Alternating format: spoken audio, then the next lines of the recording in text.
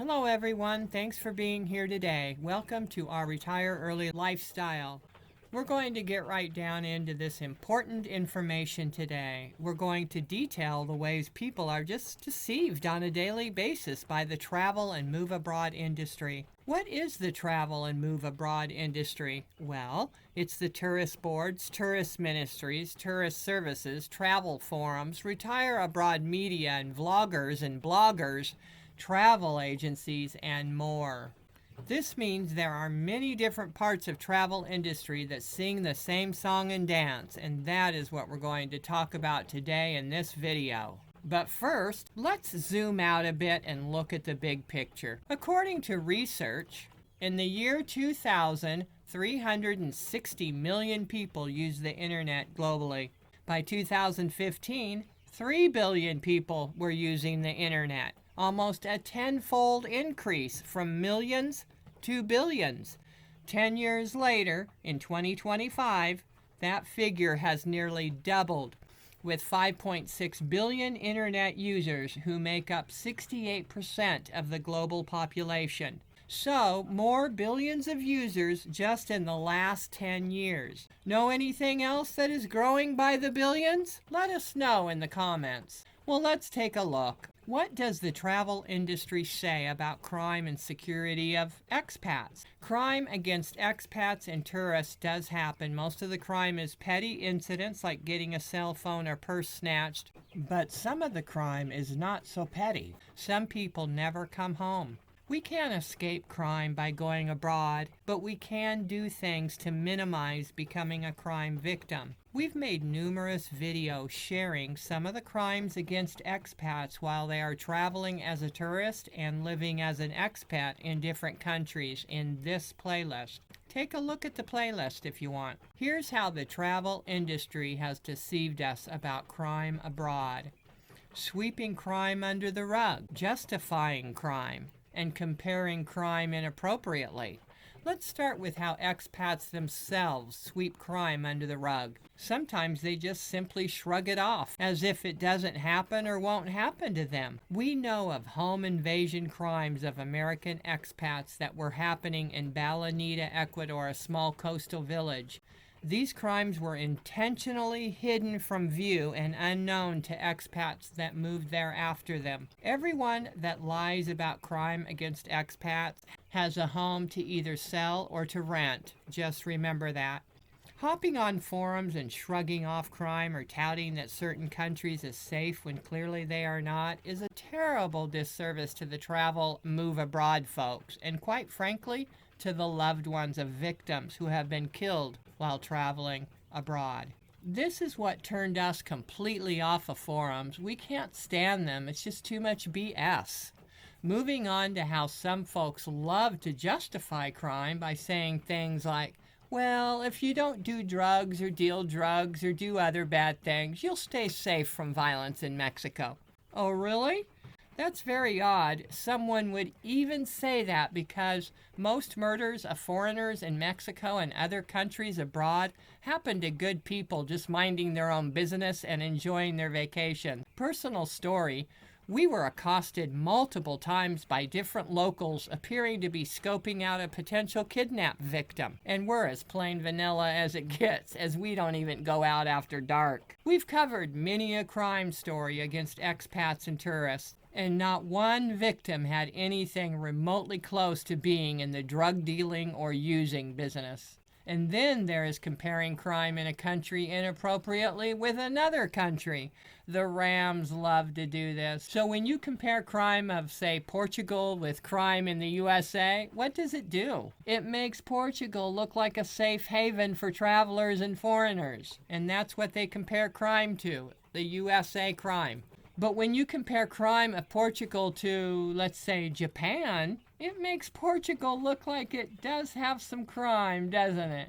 The big takeaway here is wherever there is large swaths of foreigner, expats, and tourists, crime gets worse and foreigners are the targets. Figures don't lie, but liars figure.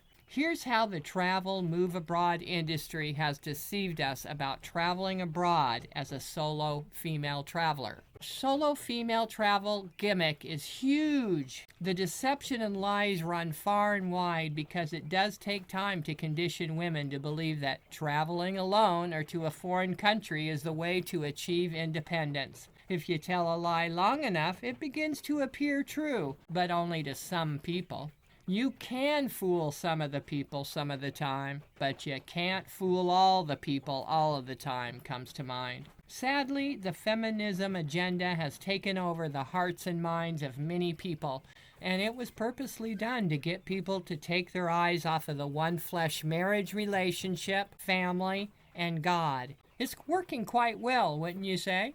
The solo female travel movement is growing massively because of social media and vlogs. You'll find tons of blogs from solo women travelers offering safety tips and advice for other women. The reality is, if you need that many safety tips and that much advice thrown at you about doing something, it means there's something wrong on the face of whatever it is you're doing. One of the pieces of advice is to wear a wedding ring, even if you're not married.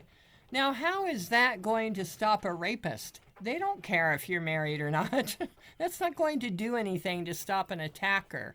What would actually stop a rape is having male protection. It works almost every time. You should try it. Just because other women feminists write blogs with lists of things to do and not to do to stay safe doesn't necessarily mean a woman will be safe if she's alone.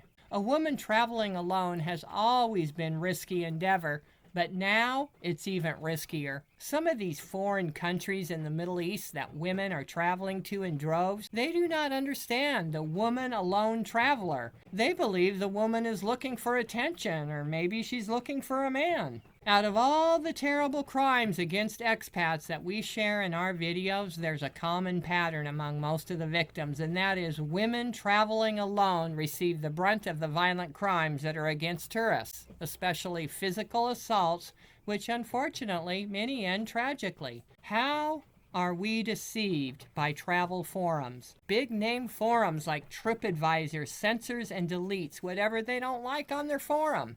We know this firsthand because we shared some of these tragic stories on our travel blog. There was one case out of many of the sexual assaults that were happening in a Mexican resort where a young married woman had to go back to her room to get something, leaving her husband at the dinner table.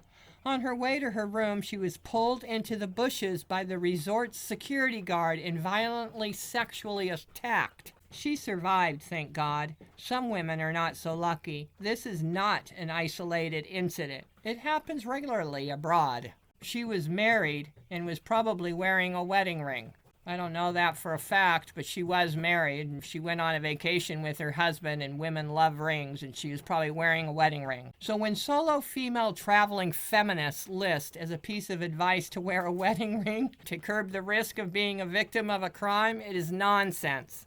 Anyway, forums are the place where most people go to get their information before moving or vacationing abroad, and as you can see, they can't be trusted. That's the reality of it. This is why you have to go to more than just one source. The forum deleting important information is not an isolated case either. Forums are probably the worst place to receive truthful and upfront information about anything traveling and living abroad. There's just too many shills and vested interests on the forums, and that's just a fact. Moving on. How has the travel abroad industry deceived us with the welcome mat? The saying is, go where you're treated best. Well, where are you treated best? If you haven't even gone abroad yet, how will you know where you'll be treated best? Why are you treated better or best in certain countries? No matter how hard many of the vested interests love to say Americans are welcome in Europe, the sentiment tells a different story. At the moment, foreign travel is in a chaotic situation, especially in Europe, where the welcome mat hasn't been too welcoming lately.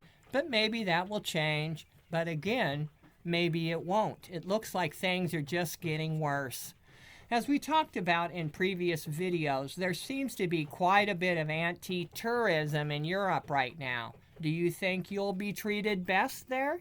Maybe if you go somewhere off the beaten path where there are no tourists raising rental prices and displacing the locals. On May 19th, there was a street protest against too much tourism in about 30 cities in Spain, and there will be more protests. The U.S. Embassy even warned Americans about the protests, meaning they could turn ugly. Here is the U.S. Embassy's recommended actions if you happen to get caught during a protest in one of these cities. It's funny, the media in Spain calls them a demonstration, but the people are saying, no more foreigners, no more tourism, go home. Vacationers are afraid to leave their hotel room. That's not a demonstration. It's a protest against tourism. There will be another protest in Spain on June 15th, so gear up for that if you happen to be traveling in Spain. These protests are going to go on all summer long. And then there are these visas that pretend to welcome you to their country. All across the board in popular expat countries, Thailand, Europe, Costa Rica, Ecuador, Mexico, and more, all the countries that are already overflowing with tourists and residents, their visas require more paperwork, more time, more money, more giving up of your financial privacy. Don't you see how the whole visa agenda has become more bureaucratic? Do you know why? Because these places are already full. They want more people because of the dollar signs in their eyes, but now they want wealthier expats. And after that crowd comes in, they'll want wealthier than those expats. Are these the countries you will be treated best in? Are these the countries foreigners are welcome in, where visa applications for tourism and residency are getting more challenging and costlier by the day?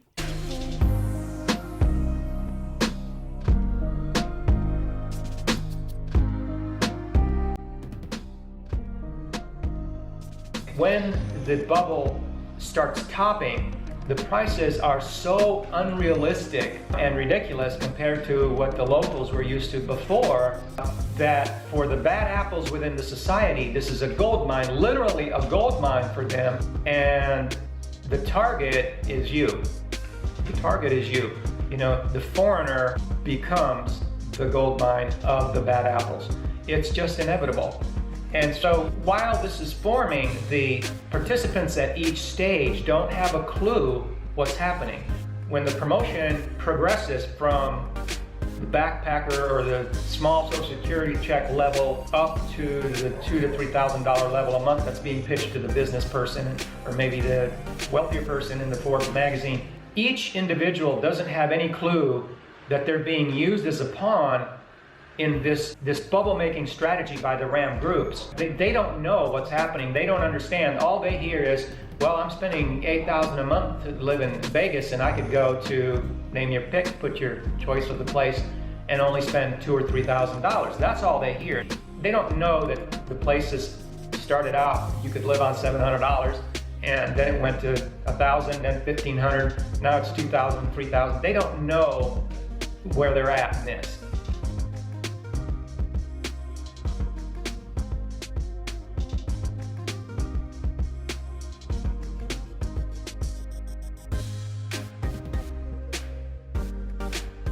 And so because each stage, each participant or person that is getting into this doesn't really know they're entering a stage of a bubble and doesn't really understand what stage you're in and what's coming next, they're completely blind. And the other reason why they're completely blind is because of the suffocation of this information from the vested interests. And you know, I've been talking about vested interests for years, since 2011, 2012. And I don't know, when you hear that, if you really understand how strong the veil of the vested interest is.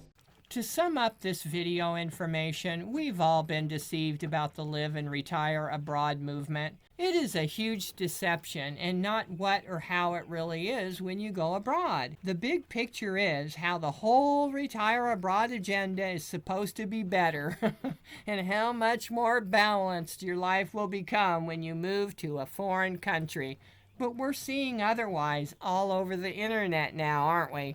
Perhaps in times past, many, many years ago, when it was out of sight, out of mind, and only for the intrepid few, then maybe it made sense on that level. But as we've said many times on this channel, this is the internet age, the information age, which means all eyes on the globe are seeing the same thing we're all seeing. See? Do you really think that goose that laid the golden egg will survive those billions of eyeballs? You take a guess. We've always said you don't need to move abroad to have a balanced life, and you don't need to travel alone to find yourself and gain freedom. Well, that's it for this video. Thanks for watching. Be blessed and have a wonderful day. Bye-bye.